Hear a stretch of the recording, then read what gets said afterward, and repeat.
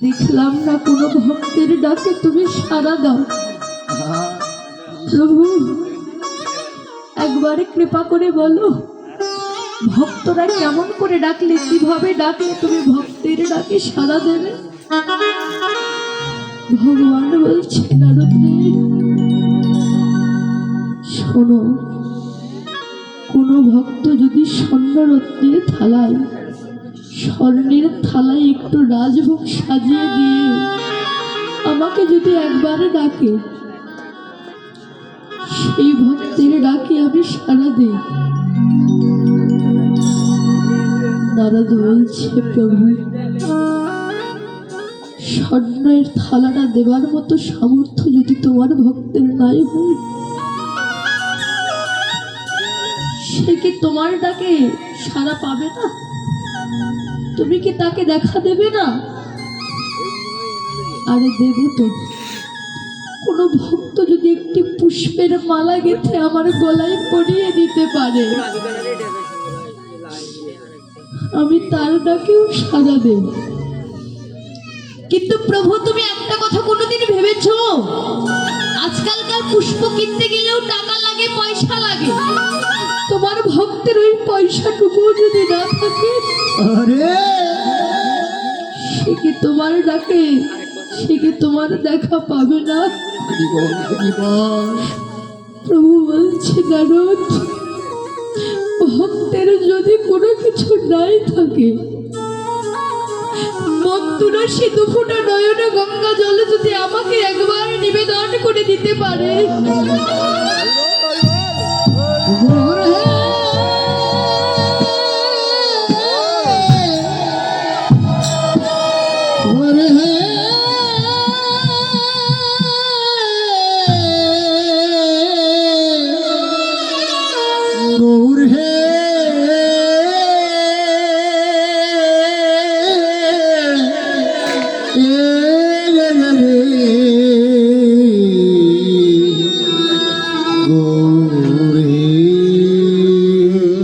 প্রভু আমি মানলাম মন তুলসী আর গঙ্গা জল দিলে তুমি সন্তুষ্ট হও, কিন্তু প্রভু তোমারই কোনো ভক্তের অন্তরে আশা জেগেছে, বাসনা জেগেছে, মরুভূমিতে গিয়ে তোমাকে ডাকবে। আচ্ছা প্রভু একবারে বলো তো, মরুভূমিতে তো গঙ্গা জল, তুলসীর পত্র পাওয়া যায় না, তোমার ডাকে সাড়া পাবে না? গোবিন্দ বলছে, নারায়ণ বলছে, নারদ ভক্তের যদি সকল কিছু নাই বা থাকে, পৃথিবীর নদী নালা খাল বিল যদি শুকিয়েও যায়, কিন্তু আমি যে ভক্তের হৃদয়ে যদি একটি গঙ্গা একটি যমুনা দিয়েছি, এই দেহ বৃন্দাবনে একটি গঙ্গা একটি যমুনা দিয়েছে, পৃথিবীর সব জল শুকিয়ে গেলেও কিন্তু ভক্তের নয়নের জল কোনদিন নারদ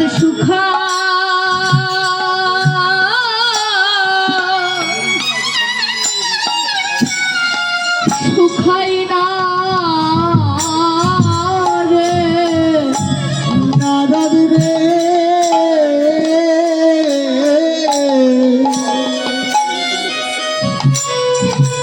ভক্তের নয়নের জল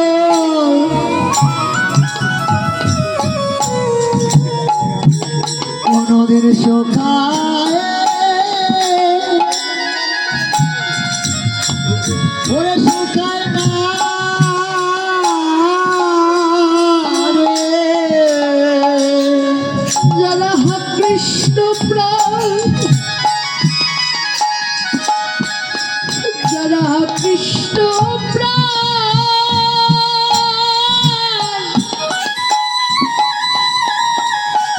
কৃষ্ণ বলে একবার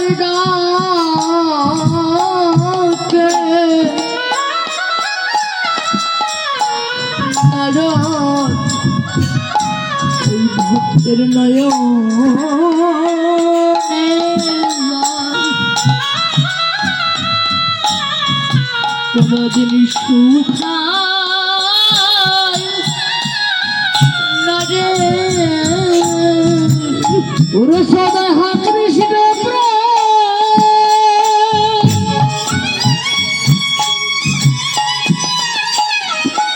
ওরে হা কৃষ্ণ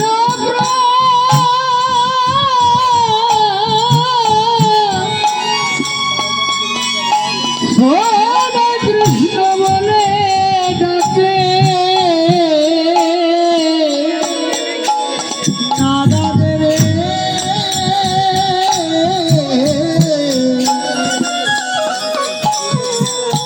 ভজে নয়া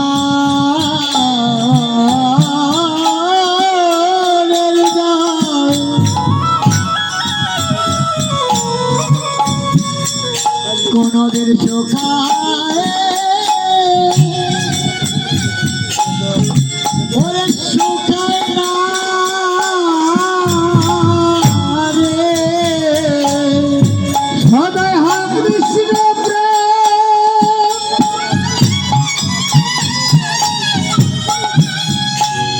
সদাই হা কৃষ্ণ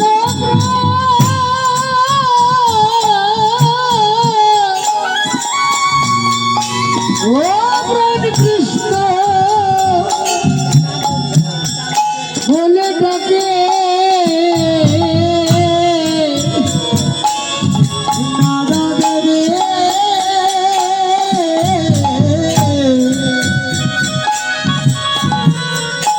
আমার ভক্তের নয়া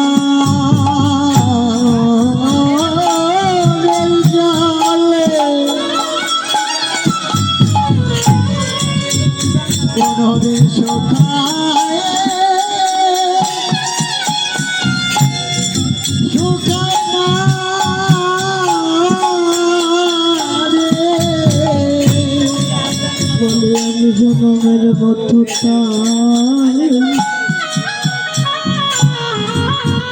তার হয়ে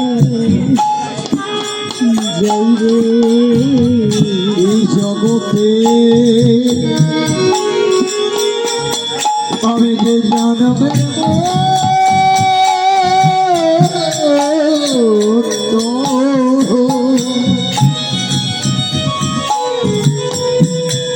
ওরে তারে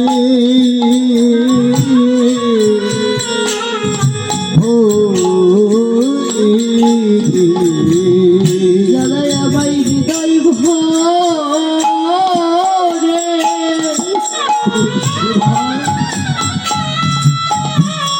প্রাণ ভরে ভালোবাসতে পারে ইহকালে জন্মের মতো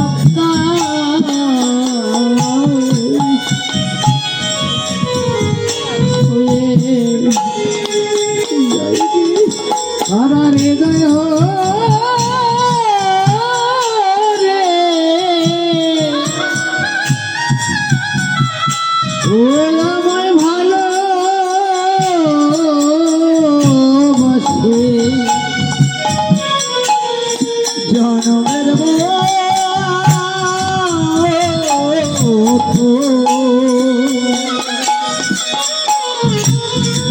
আমি তারে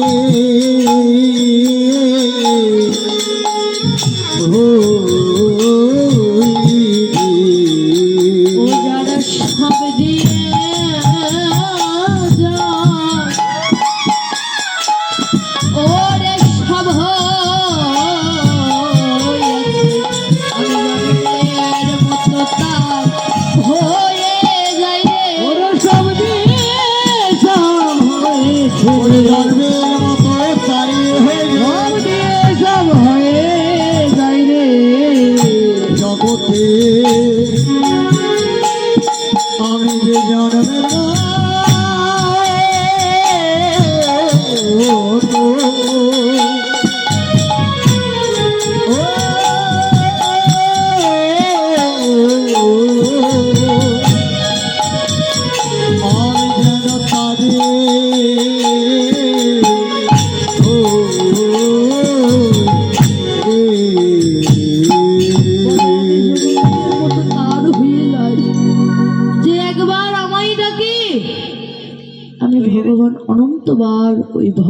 ভগবানকে ডাকি, যে আমার নাম ধরে দুফোঁটা নয়নের জল বরিশপান করে নারদ, আমি ভগবান অনন্ত ফোঁটা নয়নের জলে ভক্তের জন্য বরিশপান করি। নারদ যে আমাকে এতটুকু দেয়, আমি ওই ভক্তকে কখন যে সেগুলো ফিরিয়ে দেব, ওই ভক্ত কোনোদিন জানতে পারবে না। ভগবানকে কোনো কিছু দিলে তা কখনো বিফলে যায় না। একবার যদি আপনার অন্তরের মান অভিমান অহংকার যদি তার চরণে সঁপে দিতে পারে, আপনি যদি পথে কাঙালও হয়ে যান, ভিখারিও যদি হয়ে যান, সকলে আপনাকে অদরে ফেলে দিলে, কিন্তু দয়াময় দীনবন্ধু কখনো ফেলে দেয় না। সে কখনো ফেলে দেবে না, বরং আপনাকে আরো বুকের মধ্যে আগলে রাখবে, আপনাকে বুকের মধ্যে আগলে রাখবে। এ কথা যদি আমরা বুঝতাম বা জানতাম, তাহলে আজকে কলিযুগের মানুষের এত শোক তাপ এগুলো কখনো থাকতো না, কিতাব জ্বালা কখনো থাকতো না। কিন্তু আমরা কলির মানুষ এমনই একটি পাপী, এমনই একটি মানুষ, আমরা ভজন সাধন গোবিন্দের পূজা আর্চনা এগুলো কোনোদিনই বুঝি না, শুধু বুঝি নিজের স্বার্থটা। যেমন কেউ যদি কোনো হরিবাসর দিতে চায় কিংবা ধর্মীয় অনুষ্ঠান করতে চায়, তার পক্ষে যদি একটা গ্রামে যদি 30 ঘর লোক থাকে, 20 জন ঘর লোকই বলবে যে করব না, আর 10 ঘর বলবে যে আমরা করব। কেন? তারা বলবে যে আমাদের এখন তেলের দাম বেশি, কাঁচা বাজারের দাম বেশি। আরে পাগল মন, তোর কত টাকা কত দিক দিয়ে খরচ হয়ে যায়, কোনোদিন ঠাকুরের জন্য 10 টাকা কোনোদিন তুই দান করিস? ভগবানের সেবার জন্য যদি 10 জনে মিলে যদি একটা কোনো কিছু করা যায়, বাড়িতে তো আর 10 টাকা 20 টাকা দিয়ে কোনোদিন বৈষ্ণবের সেবা দেওয়া যাবে না। ওই 10 টাকা 20 টাকা যদি আমি হরিবাসনের নামে দান করি, কীর্তনের নামে দান করি, ওই দানটা আমার ভগবানের কাছে তোলা থাকবে। কিন্তু আমরা অহংকারে মত্ত, উঁচু মাথা কখনো নিচু করতে চায় না। কিন্তু যে গ্রামবাসীরা শত বিপদ পেরিয়েও যারা হরিবাসর দেয়, সাধুর সঙ্গ বৈষ্ণবের বাজার লাগায়, ভগবান বলে আমি কাঙ্গালের ভক্ত যে বড্ড ভালোবাসি। হরি হরি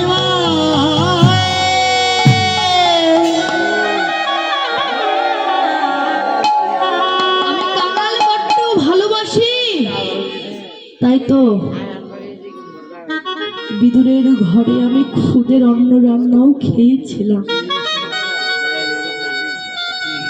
বিদুরের ঘরে বিদুরের কিন্তু কিছুই ছিল না, নুন আনতে পান্তা ফুরোই। বিদুরের ঘরে গিয়ে কলার খোসাটাও তিনি সেবা করেছিল। কেন? বিদুর দিয়েছিল ভালোবেসে। মনে যদি বিশ্বাস থাকে, এই যে মাটির মূর্তিটা দেখছেন না, এই মাটির প্রতিমাটাকেও বাস্তবে ভগবান মনে হয়। অন্তরে যদি বিশ্বাস থাকে, প্রেম থাকে, ভক্তি থাকে, ভালোবাসা থাকে, মাটির প্রতিমাকেও ভগবান বলে মনে হয়। যারা যারা নদিয়া নবদ্বীপে গেছেন, এখনো দেখবেন গোপীনাথ হস্তে নাড়ু নিয়ে দাঁড়িয়ে আছে, এখনো দাঁড়িয়ে আছে হাতে নাড়ু নিয়ে। বাস্তব প্রমাণ। নাড়ুটা দিয়েছিল কে? নাড়ুটা দিয়েছিল হচ্ছে গোপীনাথ। গোপীনাথকে নাড়ু দিয়েছিল রঘুনন্দন। তার বাবা ছিলেন মুকুন্দ দাস। মুকুন্দ দাস তার কর্মজীবন, আমরা যে যত বড় ধনী হই না কেন, কর্ম না করলে কিন্তু আমাদের দিন যাবে না, কর্ম আমাকে করতেই হবে। তেমন মুকুন্দ দাস কবিরাজি করে এ গ্রাম ও গ্রামে কবিরাজি করে তার দিন চলে। কিন্তু মুকুন্দ দাসের একটি স্বভাব ছিল, সে যদি 1 গ্লাস জল পান করত, আগে গোপীনাথকে দিয়েই পান করে। গোপীনাথকে আগে দেবে, তারপর সে জলটা গ্রহণ করবে, সেবা করবে। ভগবানের অপূর্ব লীলা দেখুন। দুপুরবেলা গ্রাম থেকে খবর এসেছে তাকে এখনই যেতে হবে কবি রাজি করতে।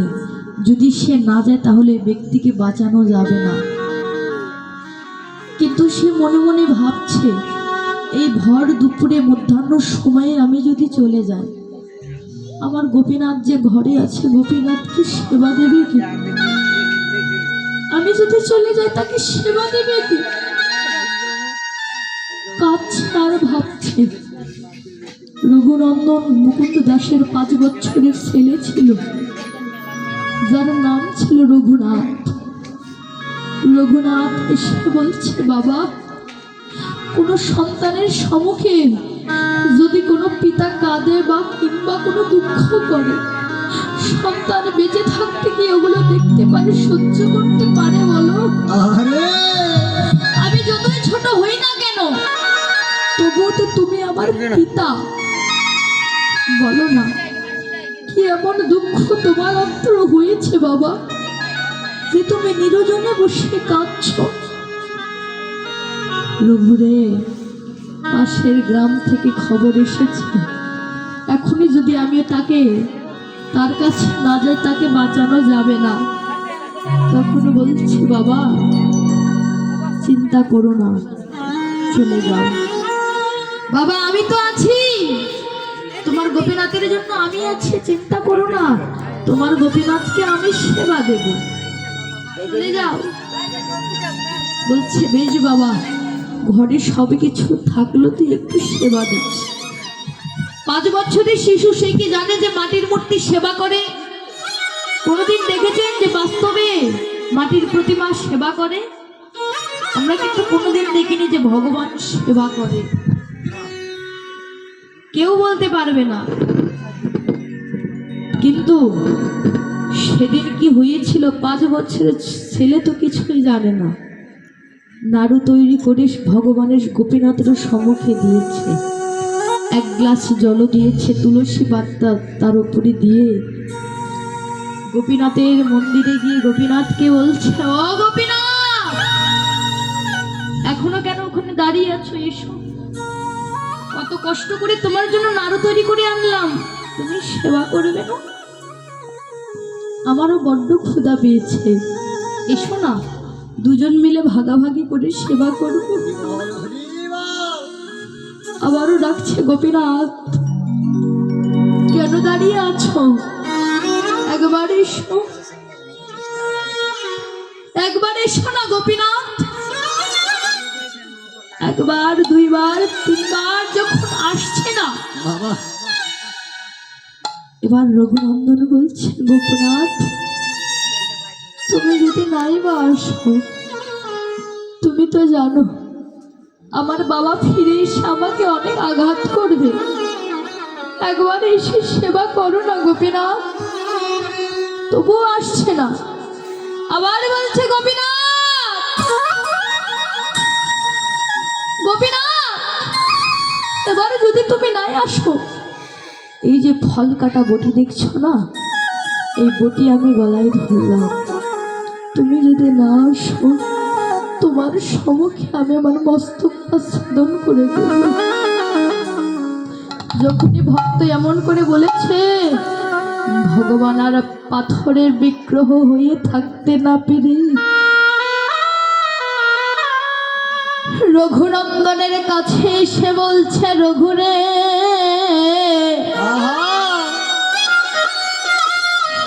পৃথিবীর কত ভক্তই আমায় ডাকে, আমাকে সেবা দেয়,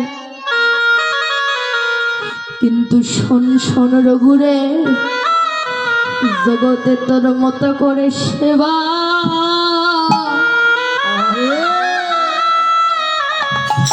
আমায় কেউ তো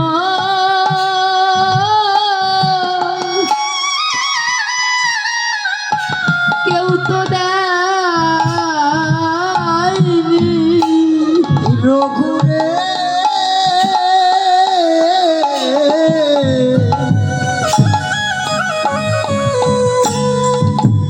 তোর মতো করে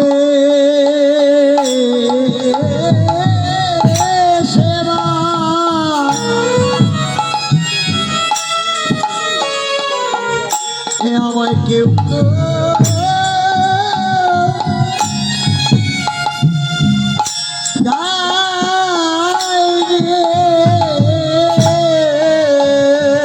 নয়ন জলে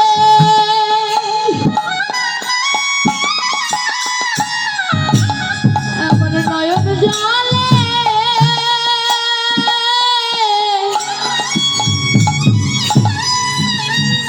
ওরে বুক ভাই বুক ভাসায়ে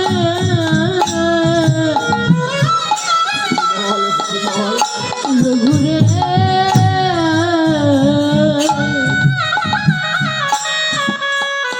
তোর মতো করে সেবা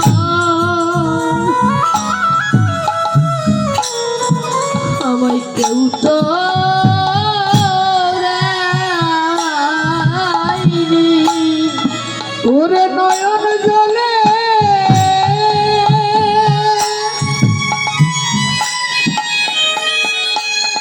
ওরে নয়ন জলে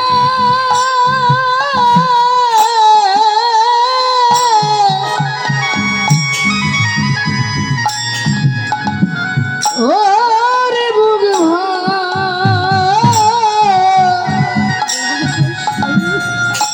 ওরে বুক ভাষায়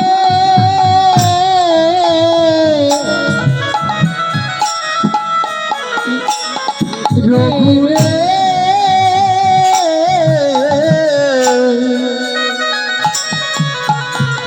তোর মতো করে সেবা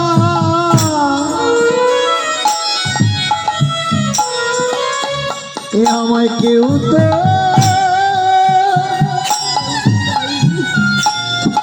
কেউ তো দেয়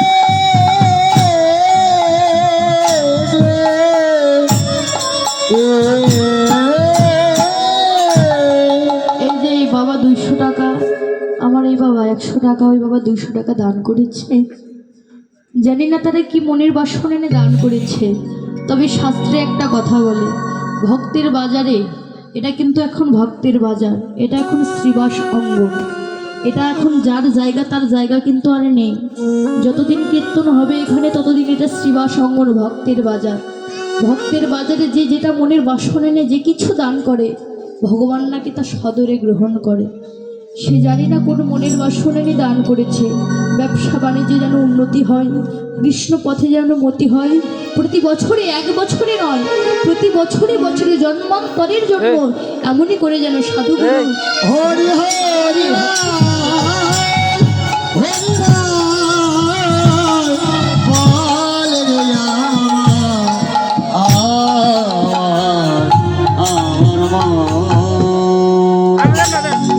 ভগবানকে যাই সেবা দিই। আমি একটা কথা বলি, বাস্তব কথা, কলাই দিন আর চিনি দিন, যাই দিন না কেন মনে তো বিশ্বাস রাখবে। বছর যেন তোমার এই হরিসভা হরিবাদন করতে হবে। মা গঙ্গা দেবী তুই একটু বাবা, এরা এদের জাতি ব্যবসা হচ্ছে মাছ ধরে, তাই না? জলে নেমে কত শীত, কত রোদ, কত ঝড় বৃষ্টি তাদের গায়ের উপর দিয়ে যায়। মাগো, আমি ছোট্ট একটা অধম, আজকে এই বাবাদের, কাকাদের, ভাইদের জন্য এই হরিবাসরে প্রার্থনা করছি। মা, এরা যেন প্রতি বছরে এমন করে একটি বাজার লাগাতে পারে, কৃষ্ণ ভক্তের সঙ্গ করতে পারে, এরা যেন সুস্থ সবল থাকতে পারে, এদের পরিবারে যেন সুস্থ থাকতে পারে, আর্থিক আয় যেন এদের ভালো হয়। না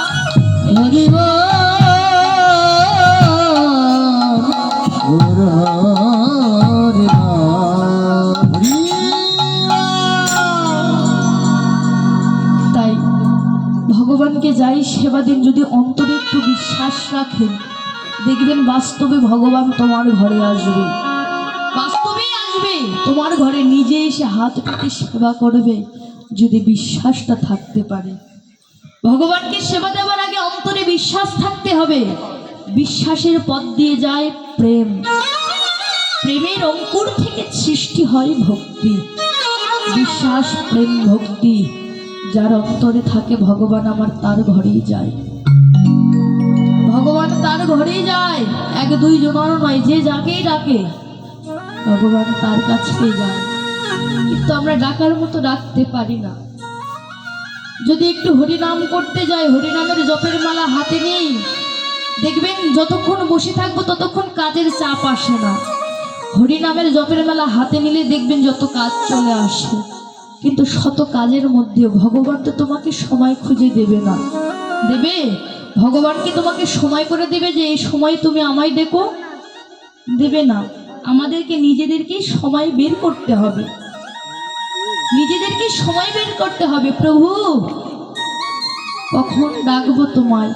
মাত্র 5 বছরে ভক্ত প্রহ্লাদ ভগবানকে লাভ করেছে, ধ্রুব ভগবানকে লাভ করেছে। আর এখন তো আমরা বুড়ো হয়ে যাচ্ছি, তবুও ডাকতে পারছি না, তাকে লাভও করতে পারছি না। কেন? আমরা হলাম কলির যুগ। কলির যুগের মানুষ সারাদিন সারা বছরে ডাকলেও তাকে পাবো না। আমাদের অন্তরে প্রেম ভক্তি এগুলো নেই, এগুলো নেই। ভগবান বলেছে বংশে যদি একটি কৃষ্ণ ভক্ত সন্তান জন্ম নিতে পারে, বেশি নয়, একটা কৃষ্ণ ভক্ত সন্তান যদি জন্ম নিতে পারে একটা বংশে, তার 14টা পুরুষ যদি নরকগামী থাকে, ওই একটি মাত্র কৃষ্ণ ভক্ত দ্বারা তার 14 পুরুষ উদ্ধার হয়ে যায়। এটা আমার কথা নয়, শাস্ত্রের কথা, আমার কথা নয়। মনে করুন আপনার 14টা বংশ অর্থাৎ গোষ্ঠী নরকে আছে, ওই বংশে যদি একটি মাত্র কৃষ্ণ ভক্ত সন্তান জন্ম নেয়, ওই একটি মাত্র সন্তান দ্বারা তার 14 পুরুষ উদ্ধার হয়ে যায়। যেমন হনুমান কিন্তু ভগবান, বনের পশু, সে কিন্তু গোবিন্দের ভজন জানে না, কিচ্ছু জানে না, অথচ বনের পশু হয়েও ভগবানকে লাভ করেছে। বনের পশু হয়েও ভগবানকে লাভ করেছিল। কখন, কিভাবে? যখন রাম, সীতা, লক্ষ্মণ, রাবণ সীতাকে হরণ করে নিয়ে গেল, রেখেছিল কোথায়? অশোক কাননে। ওখানে সীতা দেবীকে রেখেছিল। যখন সীতা দেবীকে রাবণ হরণ করে নিয়ে গেল, এর কারণ কি? এরও কিছু তত্ত্ব আছে। যেমন সীতা দেবী কিন্তু বনের মধ্যে যখন গিয়েছিল, রাম, লক্ষ্মণ, সীতা কিন্তু একসঙ্গে বনবাসে 14 বছর কাটিয়েছে। তো রাম, লক্ষ্মণ সবসময় তো একটা নারীকে নিয়ে ঘোরা সম্ভব নয়।